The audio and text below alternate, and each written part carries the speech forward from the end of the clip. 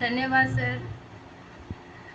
बढ़ेगा Sadalpur WhatsApp group की तरफ से यहाँ आयोजित कार्यक्रम में पधारे आदरणीय श्रीमती संगीता बिश्नोई मैम, श्री ओम प्रकाश जी धारणिया, श्री सुभाष चंद्र जी भांबू, श्री निहाल सिंह जादूदा, श्री महेंद्र सिंह भादू एवं श्री अशोक जी स्कूल प्राचार्य एवं हंसराज जी खिचड़, उपस्थित भविष्य निर्माता गुरुजन, मेरे पालनहार माता पिता एवं ग्रामवासी गांव के मेरे भाई बहनों को मेरा सादर वंदन, नमस्ते।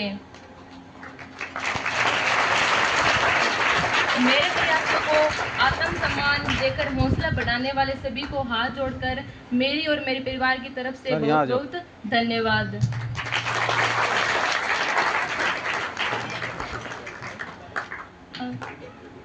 मेरी जर्नी यहाँ से स्टार्ट होती है। जब मैं 6th क्लास में आई थी तब मुझे कमल सर, राजीव सर मिले। उन्होंने ही मुझे इसके बारे में बताया था, ये होता है, ऐसे करना होता है। पहले मुझे कुछ भी नहीं पता था इसके बारे में। सही मायने में तो मैंने 6th क्लास में आके देखा कि पढ़ाई होती क्या है। कमल सर, राजीव सर ने बताया था यही होता है। सही मायने में पढ़ा, उन्होंने बताया, उसी पर चले।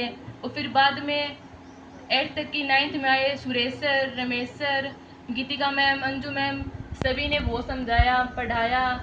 उन्होंने गाइड किया कि साइंस फील्ड में ये होता है, ये करेंगे तो ये होता है। फिर 10th में उन्होंने एक फॉर्म बताया सुपर 100, तो मैंने वो दिया। वहाँ पे 2 साल अच्छे से पढ़ाई की।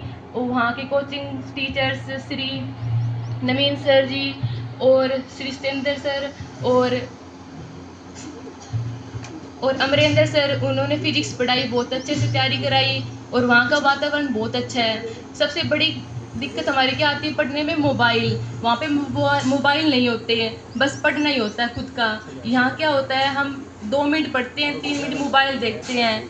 तो मोबाइल ही सबसे बड़ी दिक्कत है हमारी। अगर हम मोबाइल को छोड़ देंगे तो कामयाब हो जाएंगे। वहाँ पे सबसे बड़ी यही अच्छी लगी मुझे, वहाँ की कोचिंग सब सेंटर में दी जाती है अच्छी, लेकिन वहाँ पे क्या होते हैं, मोबाइल होते हैं। लेकिन सुपर हिंड में मोबाइल नहीं होते, बस खुद का पढ़ना है और सोना है, खाना पीना, और तीसरा कुछ काम ही नहीं है वहाँ पे अच्छे से। और प्रैक्टिस करनी है, हर रोज़ पेपर दिए सोल्व करने हैं, रटना तो कुछ है ही नहीं।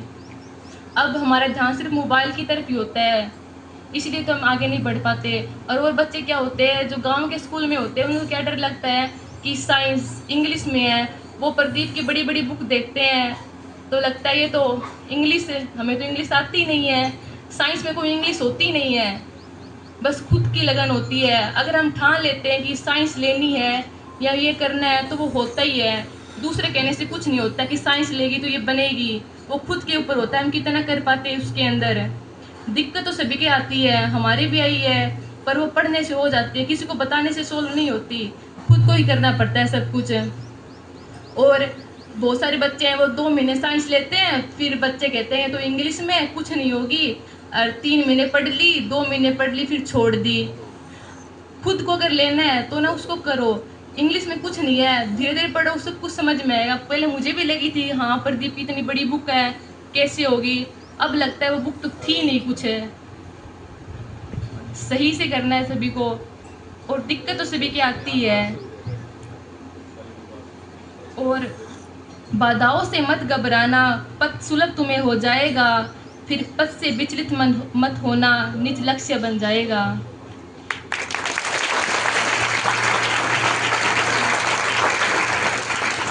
अंत में बारंबार मेरी व मेरे परिवार की ओर से बहुत बहुत धन्यवाद के साथ कहना चाहूँगी।